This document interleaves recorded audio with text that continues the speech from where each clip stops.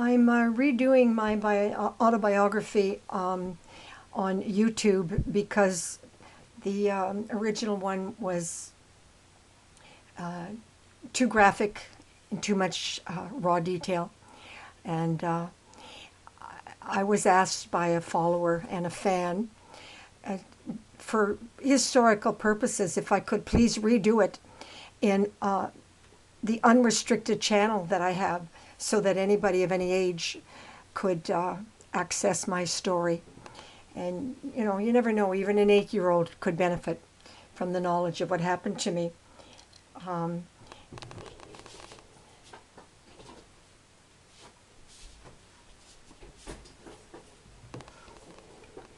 And it's much too long for me to do. I'll have to do it in 1-hour chapters. I've done this before, and I don't know how much battery I've got, but anyway. I'm calling it OKRA Saves Amazing Bubble Woman's Life, because the tabloids recognize me as a bubble woman, which I was. And I'm still in a gas mask, but I don't have to sleep in a gas mask anymore, which I did for a number of years.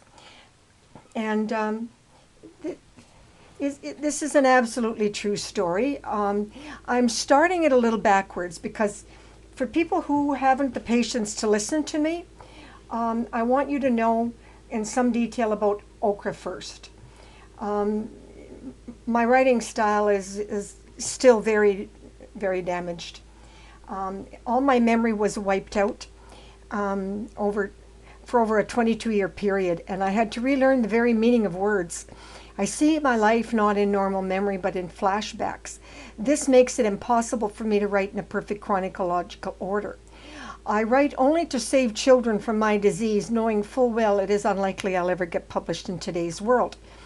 And I'm competing with billions of people to be heard every day, and I'm just not going to get there. My supply of frozen okra ran out, and terror struck as I faced becoming a paraplegic all over again at 77. I've already endured a holocaust of brutality and torture, and I just could not grasp what I should do. And suddenly it came to me as if in a vision, the answer. I kind of woke up with it. Okra saved my life, and without it I will either die a slow and painful death or become a paraplegic again. And I am alive only because of a few frozen, thawed okra a day. I've struggled since 1995 to find a way to write and get my story out to the world with very little success. I tried 100 ways and thousands of pages and hundreds of titles and videos, you name it, I tried. I was once a very successful real estate investment consultant, and to millionaires in Toronto, but mainly I preferred to work with poor people and help them with getting an income from a property and as an investment. I even helped one woman get off welfare. And so I've done my little bit over the years, and I certainly have my critics out there. They sort of pick at me because I'm not perfect.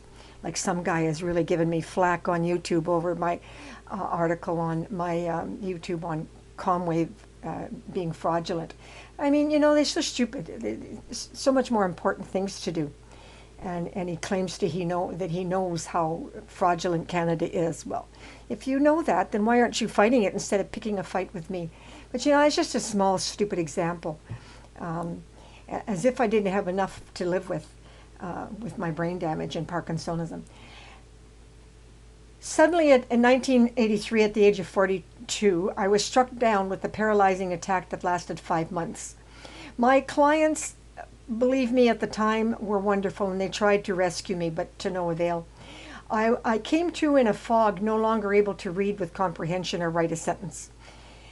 I had entirely lost my memory, even though I could walk, even dance, but I could not climb stairs. I had to crawl on my hands and knees to get up the stairs. I could slide on a flat surface, but and having had dancers training, I can sort of glide in a rather good-looking way. Not sure if that helped my cause or not. I should have been on crutches and let people see how bad I was. But I was trained to look good, you see. So And the thing is that crippling attacks weren't unusual, for I'd had such attacks since I was 6 years old. Except I always came out of it. One time it took over 2 months, another time it took 3 months. But the point is I always came out of it, and I did not lose my memory. So this time I was finished. I had a brilliant brain. I was diagnosed by a consultant who did some tests on me, and he said I had a genius talents, and something called hypnogenetic imagery analysis, which we won't go into, but it certainly means that I was gifted. And I was also a trained model because of my mother, and did modeling for fun since I was a teenager and on and off through the years with friends who were designers. But by March 1984, my brain could not even remember who I was, where I'd been, or what happened to me. Now, I'd had blackouts also, but I still came to with memory and I could go back to work. But this time, I couldn't do that. It was so bad I had to pin notes to my clothes so I would know where I was going and why. I could not remember an hour before where I'd been or why I'd been there. And that story does remain unpublished to this day, and it probably will for 200 years. 1995, I had a miracle. As my attacks were so severe, I was terminal again. Not for the first time, but this time I was terminal. And I had spent all these years researching how to pull out of it, and had a diet for disease control that was like Star Wars on everybody else but me. Anyway, OKRA did rejuvenate my brain, and once more I was able to relearn. But that's not the same as memory. As if I was 5 years old, I had to relearn the very meaning of words, how to make a simple grammatically correct sentence. And it's no easy task when you are allergic to the planet and living in a gas mask. Finally, in 2018, I took from my journals and thousands of pictures of me from the time I was born and now, and put my story out on videos, uploading 39 chapters, one video for each chapter. And they are on my restricted YouTube channel. And I'm hoping that Google will keep it there for a couple of 100 years, because that's what it's going to take. I also have an unrestricted YouTube channel for anyone of any age. Children look at my videos on skiing, and young people look at my videos on dancing. It took me from 1995 to 2019. So telling my life on video was the only way I could tell it, was to look at the pictures of myself, triggering myself, going into flashback, horrific, painful memories, and then speaking of what I was seeing and what had happened to me. And that means the language had to be explicit and raw, authentic to the situation at the time. I have not uploaded to my Facebook timeline all my research into diets for disease control, and the evidence on real estate law is an invitation to commit fraud, or how to protect yourself at that time. As well, I eventually did all that, as of now, 2019, as well as on a website, OKRA for Life.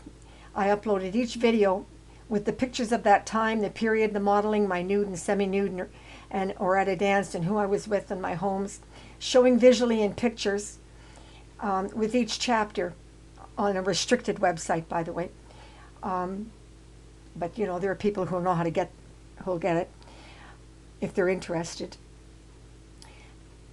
And in each video beside it on the website, I put pictures of the time at that time period during which what I was talking about, and that time frame.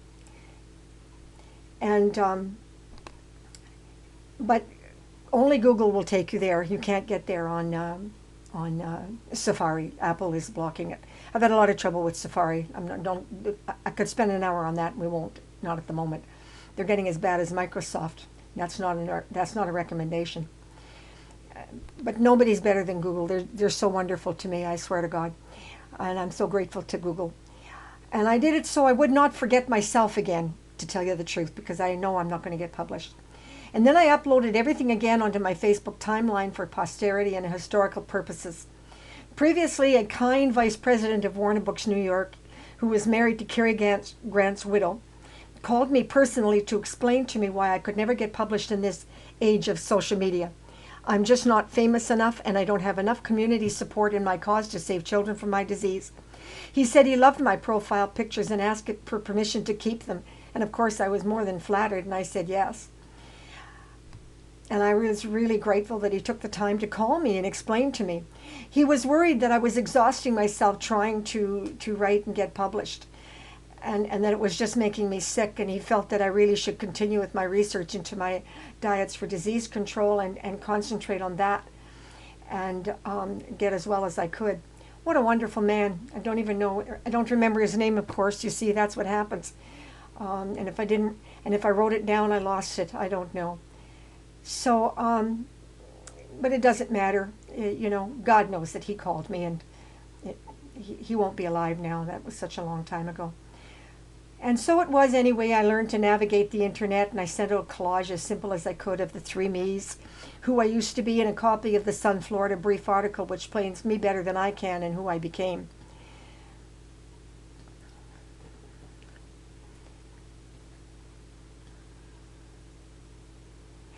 And it is absolutely true that raw okra, yes, there's a little picture I'm going to show you of, try to show you a little bit as we go along. Oops, yeah, there we are.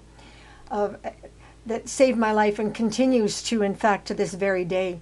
And it's kept me alive these many cruel years. I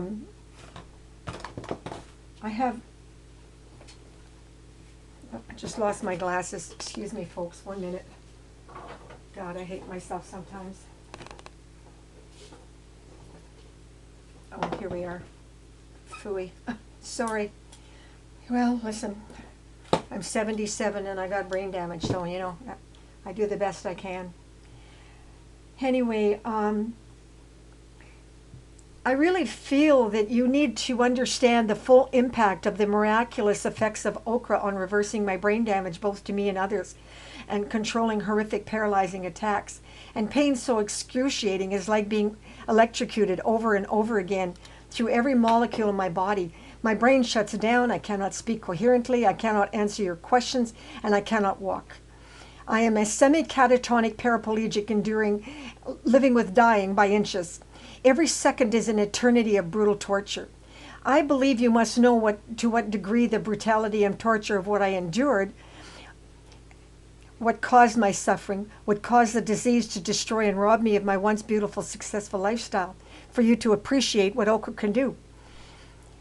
Also, to what extent the truth is being withheld from you, the public, doctors, and modern medicine. Truthfully, some know and they're withholding it, but most don't know either because of the corruption. And to what degree of financial, physical, and society's measure of success I had attained.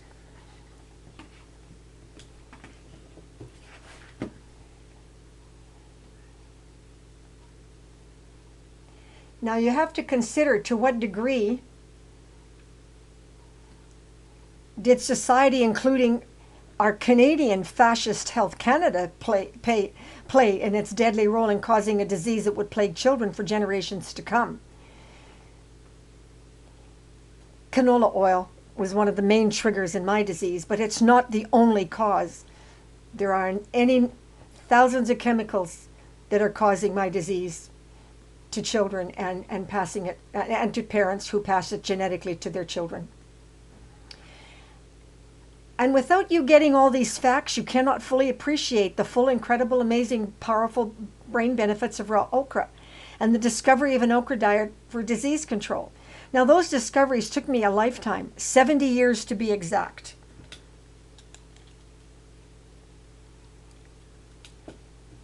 Today at 77, I'm 78 in September, I am in jeopardy of becoming a paraplegic all over again because there is absolutely no community or media support, and when I run out of okra, I'm doomed. For now, Chris Independent Grocer, a Loblaws franchise in Sudbury, Ontario, has ordered a special shipment and is trying to help me. I have for the past 4 years suffered more nerve damage from a tumor that cannot be operated on, as if I didn't have enough wrong with me. Only okra, if eaten raw daily, keeps me alive, and I have worked very hard to reverse the nerve damage. And I can't do it without okra. Now, I went off okra daily for 6 weeks just to see how long it would last. And I started to lose my memory, and I began to become crippled again, and very dysfunctional. Now, if the media and the community had supported me in my fight to save children from my disease, everyone would be demanding frozen okra. Thousands right here in Sudbury could be saved, and I would not be facing death again. If I had not moved back to Sudbury from Wasaga Beach in 2005, I would not be facing this dilemma all over again and all over again and all over again for the past 20 years. Buying okra raw is not safe for me. By the time we get it shipped from southern climates, Sudbury, Ontario is a 5-hour drive north from Toronto. The raw okra is already starting to wilt, and the full benefit of its natural amphetamine powers like vitamin C is diminished. Now, despite being very ill recently, I have a dangerously low impaired immune system also from toxic chemicals. And okra does not help me with that. Garlic pills is what I use to help me with that. But I got a deadly contagious virus. I went to a dance 2 weeks ago, and every time I step outside, I risk taking an attack. I risk dying. So I don't stop. I do what I can. And people will say, how can she dance and still be crippled? Well, listen, people, as a trained model and dancer, I know how to glide and look great, but that doesn't mean I'm okay. I still have to crawl on my hands and knees to climb the stairs since 2014. Now it's 2019, so count the years, people. I'm an optical illusion. I'm going to look good in my coffin, but what you cannot see is the brain damage and the horrific, brutal torture I have endured since the age of 6. I live with dying and fight to survive every day. I step 1 foot outside or anywhere I go in public, I risk my life. Yes, all that stands between me and death is my Advantage MSA gas mask, a few raw okra, garlic pills, a dozen health supplements daily, and my diet for disease control, which is on a free website. And I'll put the websites, I'll type that on if you're at all interested, which I doubt, but anyway, I will. But it contains 70 years of research, and I went as far back as 2,000 years in health books and science, and then I got the help of American agencies. I have never received any help in Canada. I am 35 years 100% clean, sober, and prescription drug free, despite my Parkinsonism diagnosed in New York City in 1989. No diagnosis is possible in Canada due to Health Canada's corruption. No doctor and no drug can cure this horrific disease caused by chemicals now spreading in leaps and bounds worldwide. Furthermore, if Health Canada is successful in outlawing all holistic medicine, as they did hundreds of years ago, they're back at it again, trying to force health supplements to be by prescription with doctors and remove our few rights to choice, which we ain't got much now. Your children are doomed to suffer as I did. Now, I have all that evidence on my Facebook timeline. So if you want to quit right now, quit. But I'm going to go on to tell you, to the best of my ability, for historical purposes, my story. Millions of children will be doomed to live with dying as I've done, except the difference is that they and their parents will not know that they could have been saved with just a few raw okra, nature's natural amphetamine detox. Yes, it feeds the brain. It helps you grow new brain cells. It rejuvenates the brain. It restores memory. It even gives you powers in your brain that you don't know you've got until you get on it. I've tested it on a lot of people over the years with unbelievable success. One child with autism. Yeah, I couldn't believe it. He just a few okra, and of course his mother was smart. She already did the research with Americans and had him on basically the same diet I was on. But he's now in the public school system, and as far as the world is concerned, he's perfectly normal. Well, he's not just normal, he's brilliant. I I hope he becomes a doctor for people like us. Anyway, raw okra, just a few a day. It might even cure in early stages if caught early enough. Or at the very least, most certainly, as I am living proof, it can control any number of diseases if you are past the point of being cured. Such brain dysfunction can be controlled. And that is my introduction to my autobiography life story. Okra saved my life, and it could save millions if only someone would publish the truth. How I discovered okra would reverse my brain damage with the help of my local grocery store manager in Wasaga Beach. And it's a whole story in a novel in itself. 1989 to 1995, although I still could not write or had memory, I was dancing and skiing and cross country and downhill, and I was doing really pretty good on my diet, along with my gas mask. I had a number of gas masks, compliments of MSA in Pittsburgh, and I had some really, really good masks over the years. And my body was absolutely fabulous. It was just my brain that was still in a fog. My gift for research analysis, something in my brain computes the information, analyzes it, and throws me a picture with the answer. That's, for the most part, stayed intact. The problem was that I couldn't speak it, I couldn't describe it, and I couldn't write it. So for a brief period, I just got so frustrated, I turned to silly, funny poetry instead of writing just for fun. I even wrote one sexy fantasy, so-called poetry. I didn't, just stupid stuff. I'm not going to publish them. I don't care if anybody ever finds them or what. I just did it to take my mind off the misery that I was living. But despite my limitations, I was actually quite happy, and I had a wonderful community support in Collingwood and Wasaga Beach, and Barrie and Midland and Penetang and all through the Georgian Bay District. 1995, suffice to say, okra put my disease under control, and as long as I wore the gas mask and followed the research I received from Dr. Jaffe, the National Institute of Drug Abuse in North Carolina, USA, and Fred Nelson in Washington sent me information, the NIOSH Department of Chemical Hazards in the United States, and Maria Abda in Seattle, Washington, just to name a few, and Glenn also in Washington. I had already been successful in getting new gas mask equipment for our military, the firemen, factory, and miners with the help of too many to list. I was dancing, climbing Blue Mountain, cross-country skiing. I was beautiful. So men half my age wanted to marry me and take care of me. 1995, suddenly I took a major terminal attack. I won't go into the gory details. Green pus oozing out of my belly button, bleeding, breaking out in sores all over my body, mind-boggling pain. I just wanted to die. I knew I was dying again, but I had no idea from what had triggered this terminal attack. I knew I was poisoned, but I had no idea from what.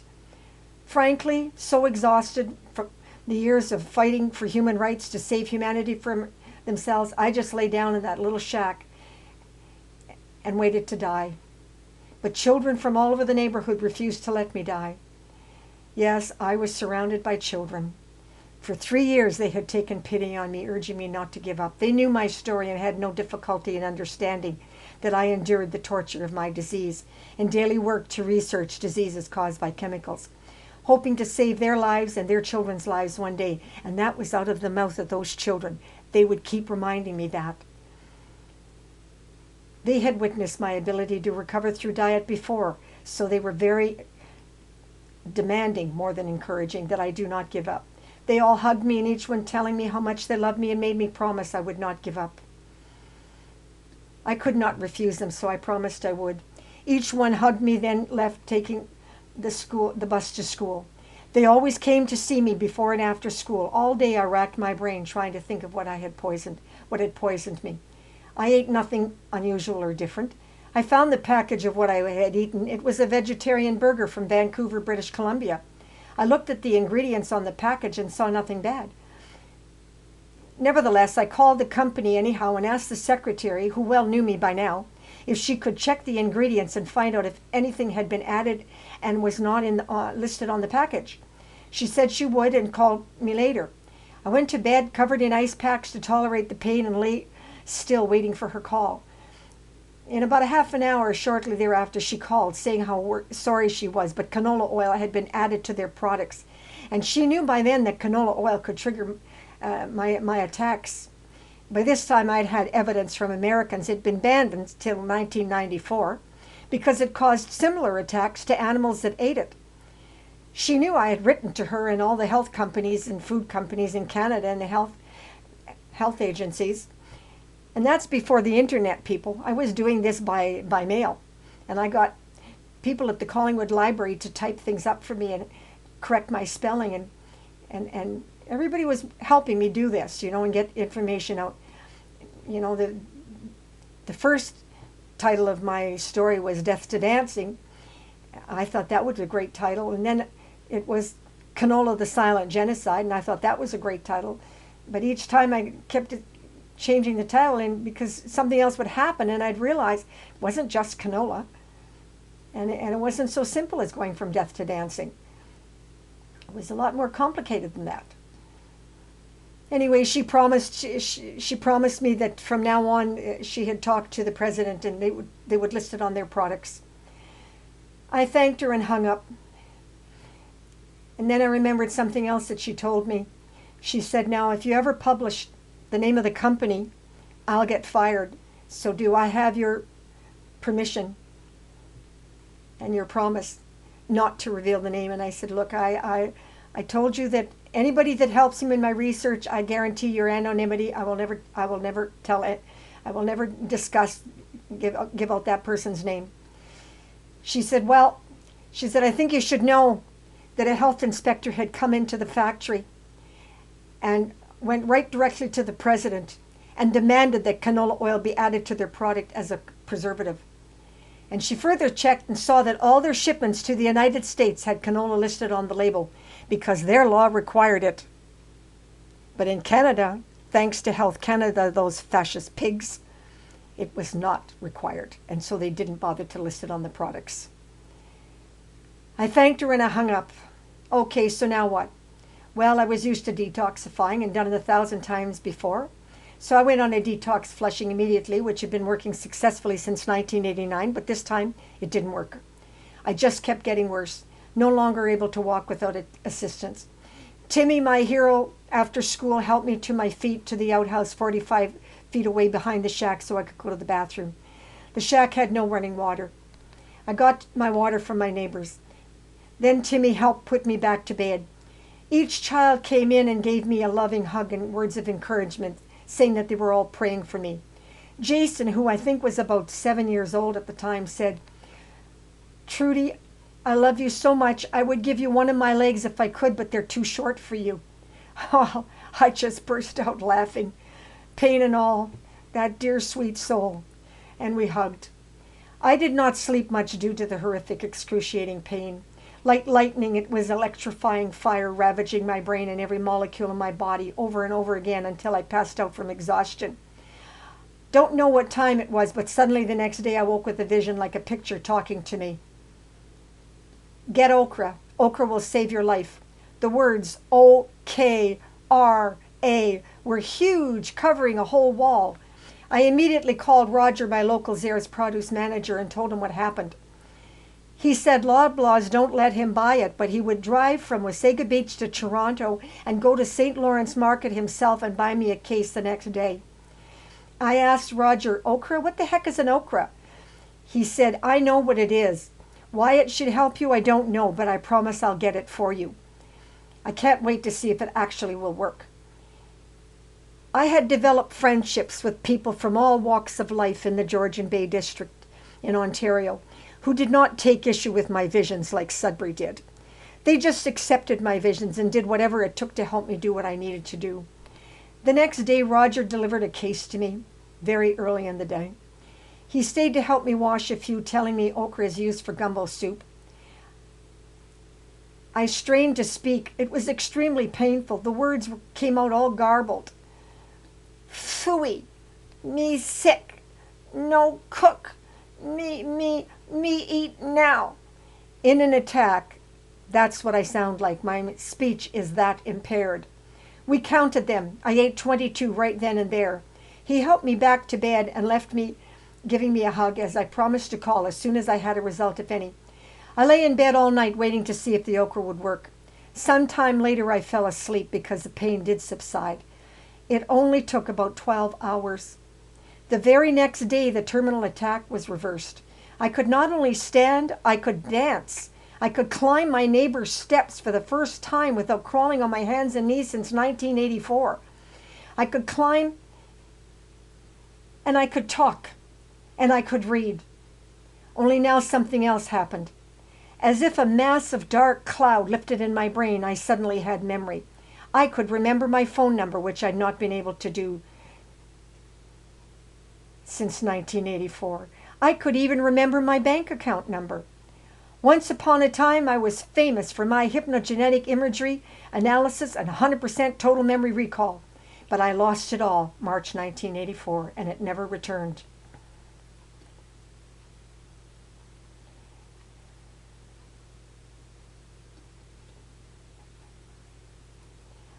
Once upon a time, I began to remember a little of who I used to be.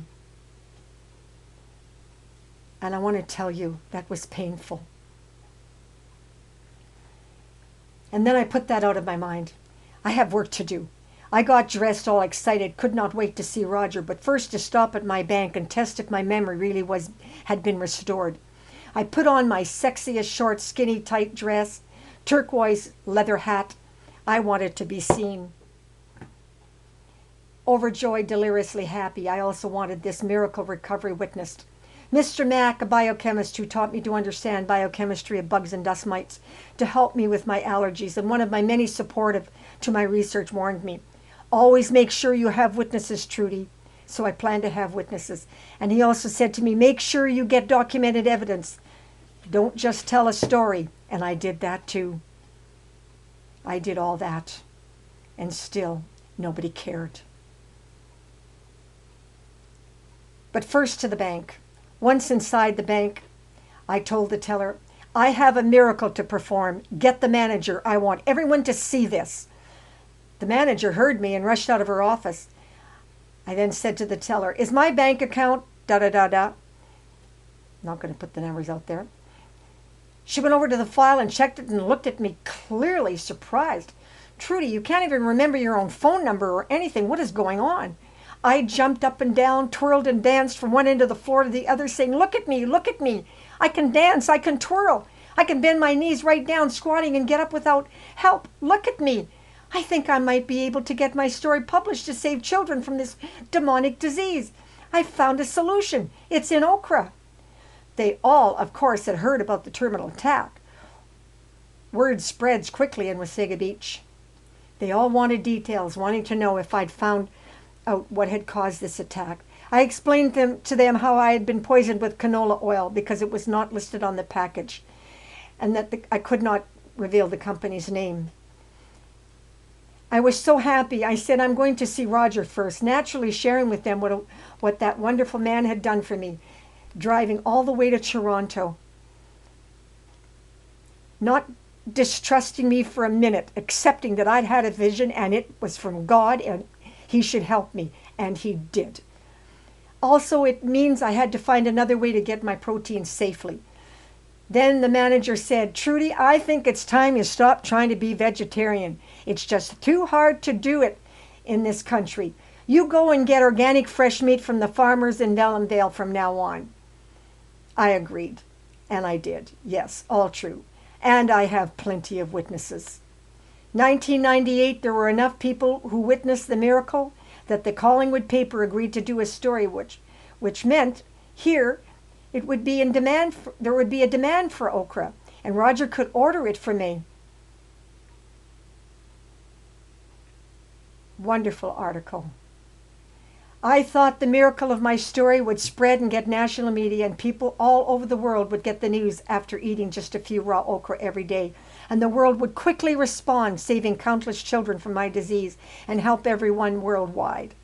Tragically, was I ever wrong? Nothing changed, and I was never able to get anything more published on okra since. 1996, Sun Florida USA tabloid did publish a lovely article, but they forgot to mention okra and that my disease had been caused by canola oil. Or maybe they didn't want to face any lawsuits. I don't know what happened or why, but they did not mention okra. April 25, 2019, yes, my supply ran out and I'm in big trouble. But I do have a couple of friends and they're working on it. I had not had a vision since 1985.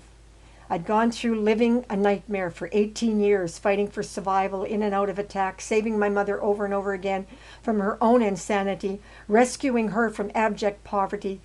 I felt so abandoned. Why was I still here? Get me off this disgusting planet, I would beg God.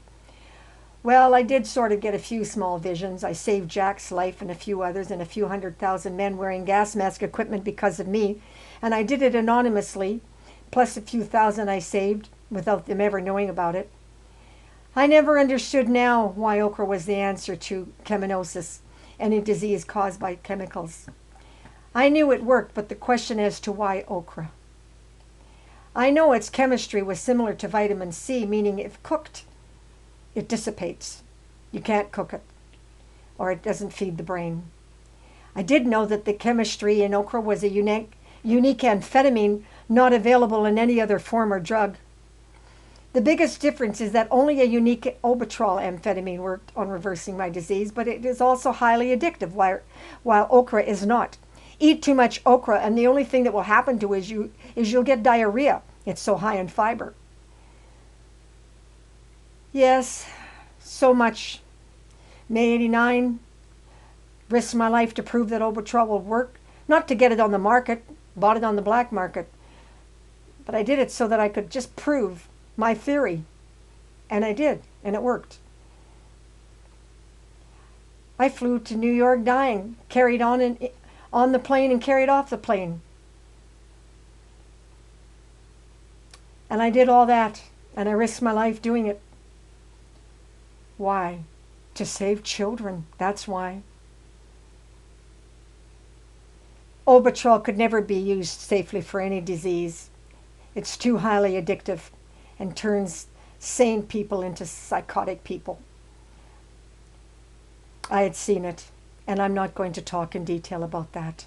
It's not important.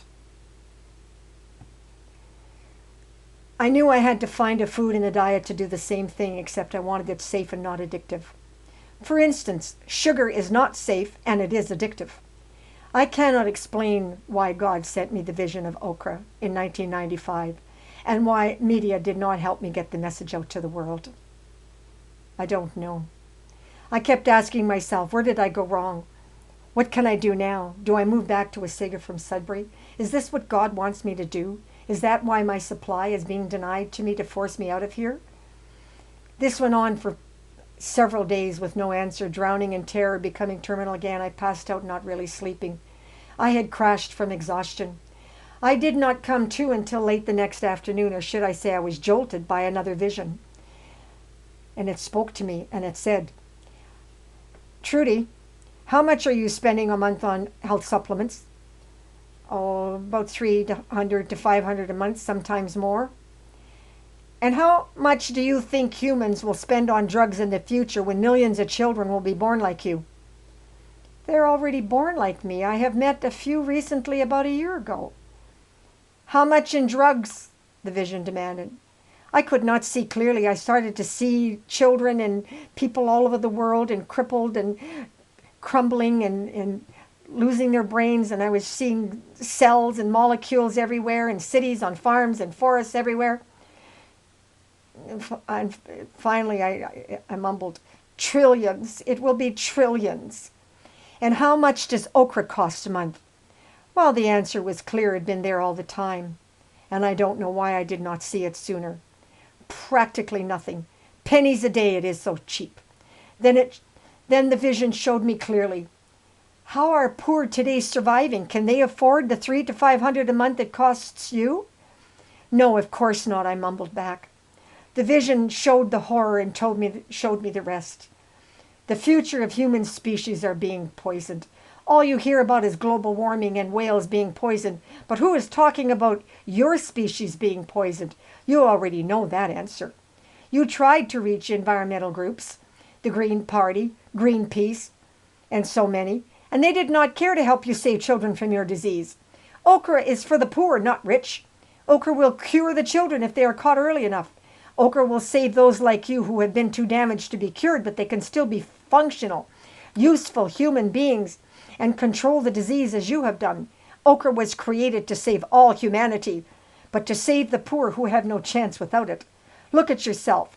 Raw OKRA has kept you alive at 77 with all the brain damage, nerve damage, tumor, dangerously low immune system, all caused by rapeseed oil from which canola is made, chemical additives in food, hidden in Canadian food not identified on the food label, and you have no right to know? You had to boycott Canadian food to survive. And the chemical additives in food. There's hundreds of thousands of people like you right now in the United States. Canola oil was banned until 1994. So canola oil didn't cause the disease to them. It's all the chemicals. Chlorine in the water, chemicals in the beverages, gas, oil, diesels, sulfuric acid, industrial poisoning, pesticides. How many times have you been poisoned? How many times, Trudy? Now I'm near tears as I'm seeing it all over again, and the flashbacks are just so horrific. I don't know, I can't count them. Too many every year since the age of 6. Then the flashbacks hit like a tornado. My brain drowned in reliving the horror of it all over again. No, I screamed in silence. No, I'd rather die than go through that again. No, I'll do anything, but I don't want to go through that again. How can I get the media community to support me? I cried, and I got no answer. The vision was gone. My heart was racing, pounding, exploding, emotions just shaking all over. Then I called a friend who knew how to help me calm down, because she understood the message, and she understood I had visions. She'd had a few herself. Yes, OKRA had to be published as a life-saving cheap food for children and people being poisoned by our insane drug, modern medicine, industrial society. I had to get my story published somehow. I had to survive, because not just 200 years from now, but right now, millions of children are being born with my disease. Millions of people already have my disease. The creator of the universe made the message very clear. Yes, OKRA is cheap. It's for the poor.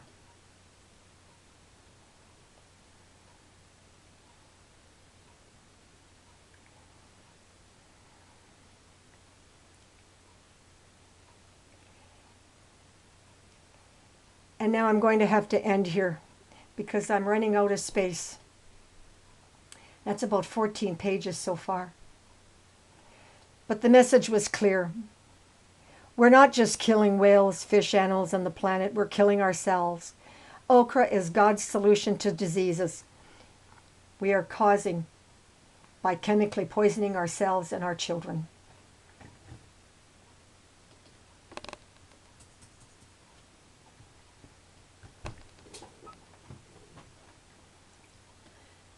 And I'm going to leave the rest, and I'll put it at the end. I'm going to start with my biography now. So I'm cutting this short. This is the introduction, chapter 1. Temporarily over, moving